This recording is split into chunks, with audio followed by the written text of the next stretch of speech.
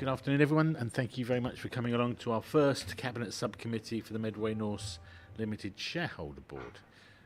Welcome to it. I think we all know each other, so I don't think we need introductions, do we? So we're familiar. I'll run straight into business then. Apologies from Councillor Osborne, who is teaching and campaigning, I think, at the same time. I'm not sure how, but he's doing it somehow. So his apologies noted. But we do have a quorum meeting because two of us are present, so that's okay. So moving on, before we do, just to talk about the agenda, if we can move the item 6, which is the exclusion of press and public, to before the review of the company's risk register. Is that okay? Thanks very much. And then any declarations of disposable pecuniary interests or other significant interests? Nope, I've got nothing on that. Thank you very much. So we move on to item 3, governance arrangements. I think that's over to you, Bhupinder. Thank you, Councillor Curry. Members of the committee and officers will have had the chance to read the report detailing various aspects of governance arrangements that we need to revise in relation to the Medway North joint venture partnership.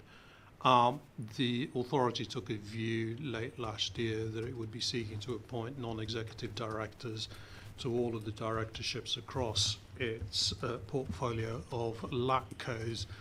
The position in relation to Medway North is slightly different to our other two LATCos, and this is a joint venture company with Norfolk County Council being the other majority shareholder.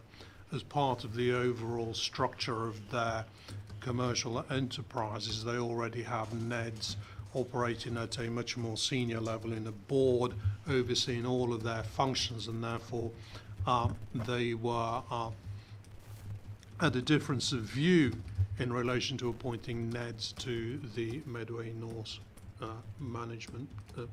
board of directors. As a result of that, I had a discussion with other senior officers regarding our proposals, and we were of the opinion that it would be beneficial for the council to continue to have a significant degree of oversight over the board's operations, but also a degree of influence with the directors, and therefore we're going to continue with the position of having officers appointed to the board other than non-executive directors. The current director and the chairman of the board is Mr. Liu, who's present here today, and she's served on that for a number of years and done a sterling job within that. However, she's also the assistant director who's primarily responsible for most of the services that the joint venture service delivers, and that can create a conflict of interest in certain circumstances.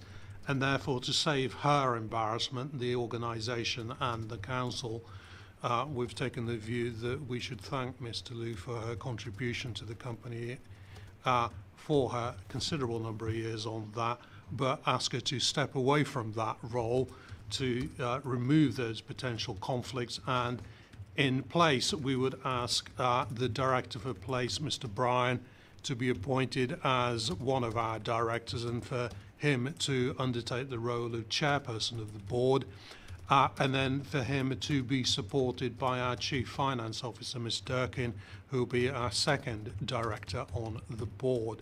So those are in relation to that issue. We also have or currently had an internal governance mechanism which we felt needed to be strengthened in order to ensure that there was a better client-contractor relationship, notwithstanding that this is a joint venture, and I've proposed a revised governance mechanism in Appendix 2 to the report, whereby we set up some liaison boards that have responsibility for not bespoke but specific elements of the services provided by the company, and they're set there, and they will report back to this subcommittee on a quarterly basis, advising the committee how well operational matters are progressing and whether there's any matters of concern that need to be drawn to this committee's attention. And finally, in this report, there was a delegation granted to me to make decisions that needed to be taken as a matter of urgency in consultation with the chairperson. I'm pleased to say that we've not had to make such decisions in this quarter. So unless there's any questions on this matter, I'll submit the report to the committee and the recommendations that are contained in paragraph 1.1. Thank you, Chair. Ravinda, have you got anything you want to? Okay, yeah. Just a couple of issues that I wanted to raise. First of all, I'd just like to add my thanks to Ruth on behalf of this and have that recorded. I know that you've put years of work into this, and the strong thing that's come out is the relationship you have with Norse, which is really important, and that will continue, particularly through the liaison committees and stuff like that. So we've got that, and I just don't know my particular thanks. And I know it's been difficult because in opposition we challenged you quite a lot, so we're now sort of working more closely together. It's quite good. So from that point of view, that's the recommendation, the first one. Just a couple of points of clarity that I was looking for. One is in relation to what we mean by the shareholder governor, which comes into the report a couple of times further down, or in one of the further reports we've got. And my understanding of that is that that's an appointment from Norse. Just to clarity in that one. Appendix 2, hang on a second, my notes are there. It's mentioned as part of on the shareholder governance. There's this appointment of let me just make sure I've got that. It's got, no, sorry, not a shareholder, a partnership director. Forgive me, get my notes mixed up. So just clarity what we mean by partnership director. That's effectively myself, my role. That's your role. I thought it was, and I was writing that down at the time, but it just didn't come too clear in the report. But that's clear on that one. Thank you for that.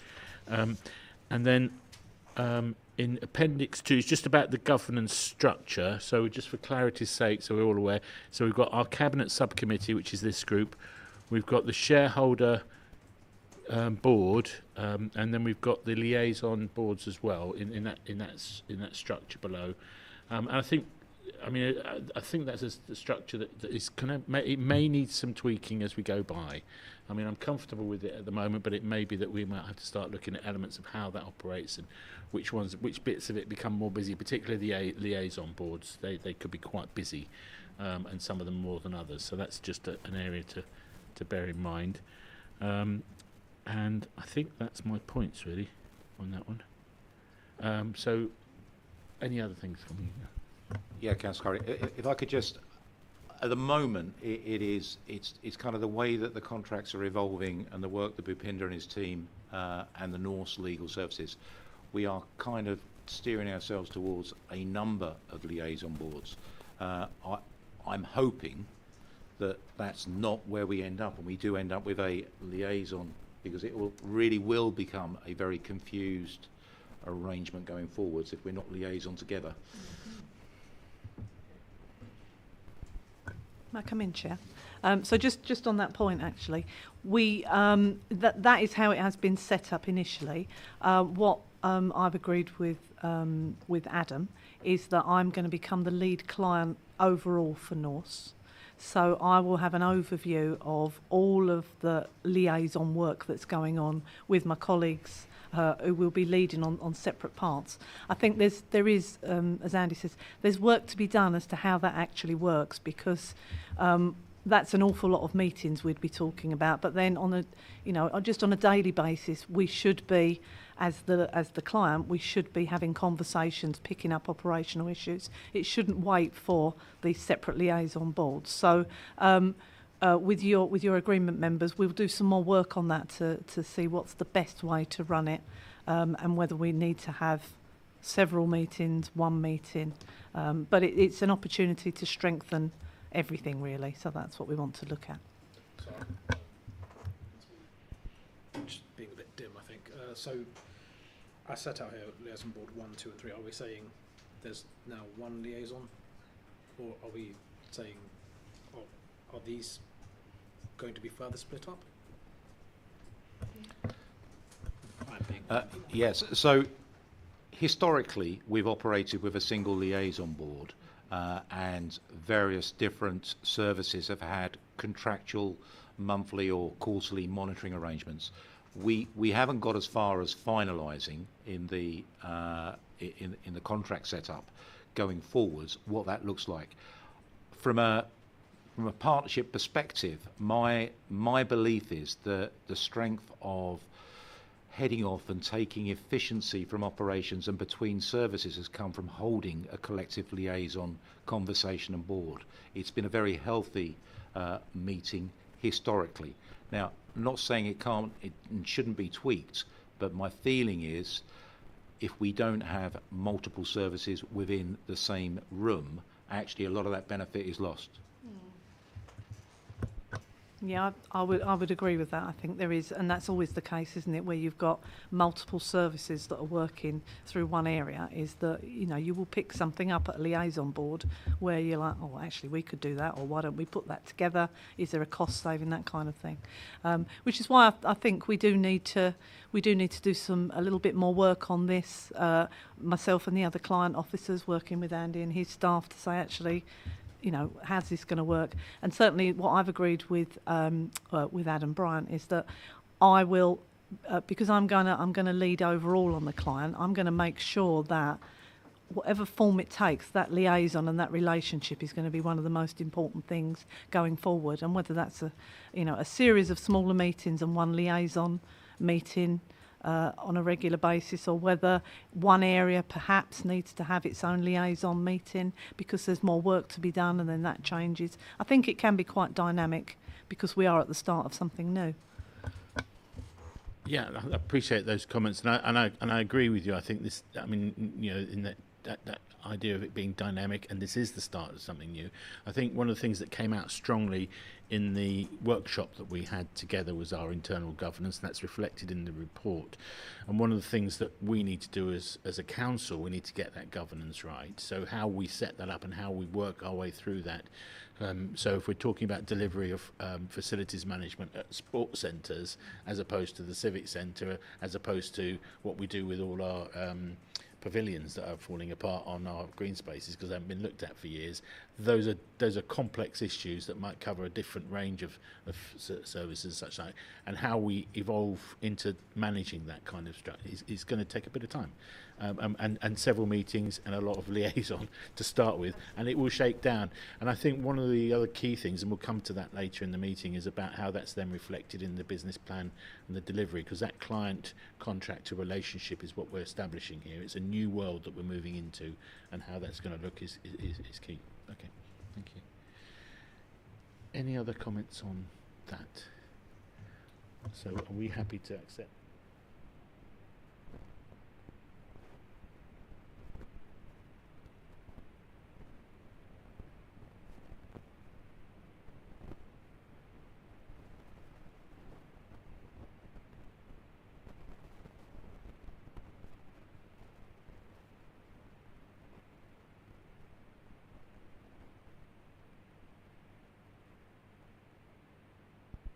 Thank you. Right, did you get all that? I think about half of it. Okay, do you want me to go through it again? If you wouldn't mind. Sure, no problem. Okay, so there's no more comments to make on the report on item 3, so we're approving the recommendations. A huge thanks to Ruth for the work that she's done, and will continue to do. Adam Bryan as Director of Place will be the board chair, and Katie Durkin will be also on the board, and then the revised governance arrangements are approved. Thank you. Moving on to the next item, which is the hang on a second, find the right item. That helps, doesn't it?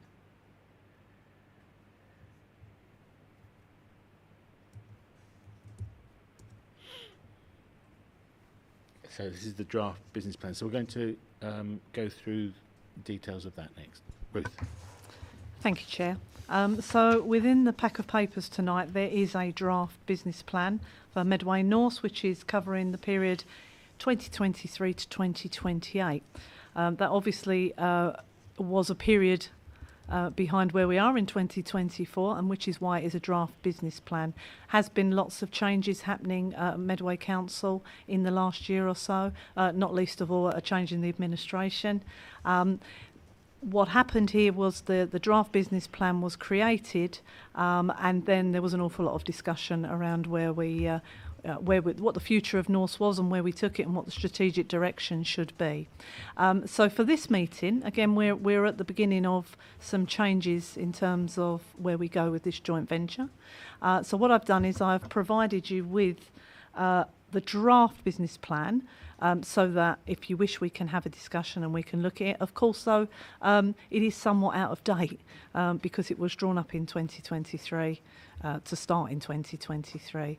But I thought it was worth having a discussion today to bring it forward, to get some direction from yourself, members, to see whether or not you're happy in general with the way that it's set out.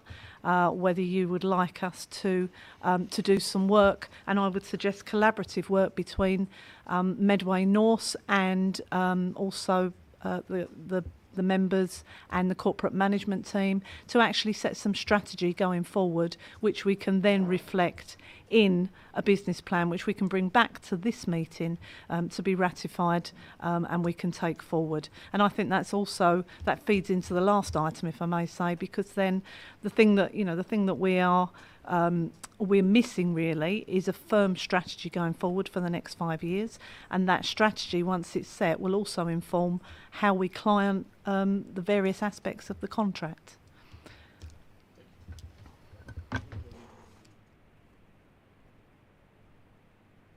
Anybody got anything they want to add? The only thing I'd add, Councillor Curry, is the fact that there is most of what is within the business plan as it stands at the moment is kind of linking to our people development and driving forward competency. Then there's the financial aspects and other bits and pieces, but there's nothing that I see from managing the Medway Norse business around the people piece that I think we want to stop on. So there is definitely stuff to add in to the plan, to the strategy going forwards, but I feel that the work we've started very much around people development and actually doing a considerable amount of work with Multiply at the moment in terms of some basic training and skills development that spins out of this strategy. I would certainly hope that we're able to carry on doing so. Yeah. Okay, thanks for that, Andy. I think from my point of view, I think the strategy is key, as you've just said, and I think that's something that's going to emerge hopefully in the next few months. We'll really get that nailed in firmly, and then that will guide the production of a new plan. I don't know what the timescales are. It's something perhaps we could reflect on in a moment, and what sort of timescales we're talking about to produce a new plan. But I think that there's a couple of issues within that I think we need to draw out. On the one hand, we've got the principles that Norse have operated over the last few years, which we want to retain in terms of how they manage their business and the staff and all the aspects of it. I mean, there's some strong issues there that we need to retain. There's issues around new depots and stuff like that, which also need to be very front and centre in what we're trying to do.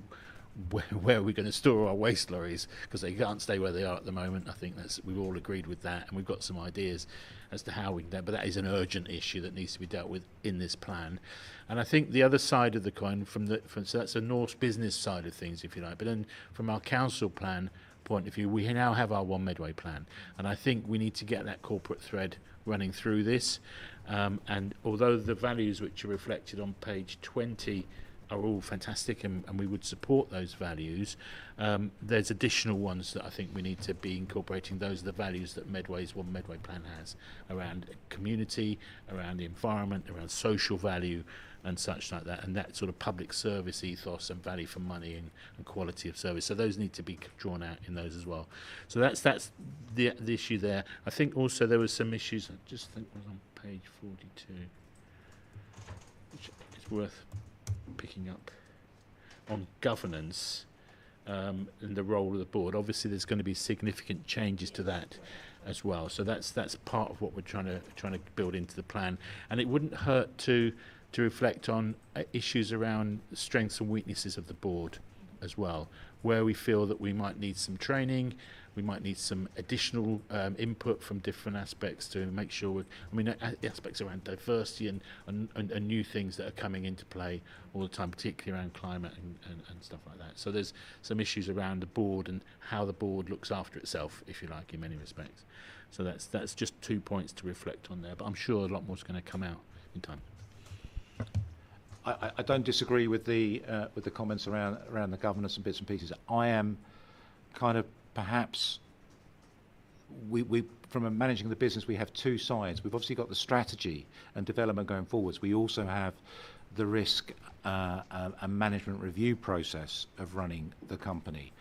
I kind of feel that some of the items you're talking about fall into the risk and management review side and not necessarily in the strategy document. So I would like us to be able to continue to talk about that as to, and I have a number of kind of board related reports that have to be produced, and I would like to make sure that we synergise somewhere along the way into streamlining into something that makes sense, bearing in mind we have two shareholders here and I have to report to both of them. I want to make sure that I've got an output that is right for both. That's really good. I really appreciate that. That's the pressure that you've got, and I think hopefully that's the thing that Adam will be really good at picking up on as the chair, because he's coming in from all sides. He's got a lot of experience, both private and public, so he should be able to cope with that. I'm sure that'll be built in. Thank you very much. Just quickly then, on terms of timescales, when do we think we can get a new business plan in place with all the discussions we've got to do to go into it and stuff like that? I think that's reliant on the piece of work that Adam is leading in terms of the outputs from the workshop and the actions that have come out of that, which I think he's shared with you. I believe the meeting's been put in place for something like the 24th of June, because obviously we've got the election in the middle there, so we've got a little bit of space there. But once we can have that meeting, and I think we can then agree some timescales. So I know that seems a little bit like we're putting it off. We're not kicking the can down the road. It's just that I think that's quite a big piece of work to collaboratively sit down and agree a strategy. Once we've got that, I think actually writing the business plan is not too big a job, to be honest with you. So I guess if you were to push me on a timescale tonight, I think we're 4 weeks off of there-ish, I think. I'm not certain that meeting is going ahead at the moment. That was just proposed today, that meeting. So it could well be that it's mid-July, that meeting, given what's going on nationally. I would say the next meeting of this committee, we should certainly have something even in draft at that stage, if that's okay. And of course we can share that as we go along as well, because it will be a collaborative piece of work. Yeah, sure.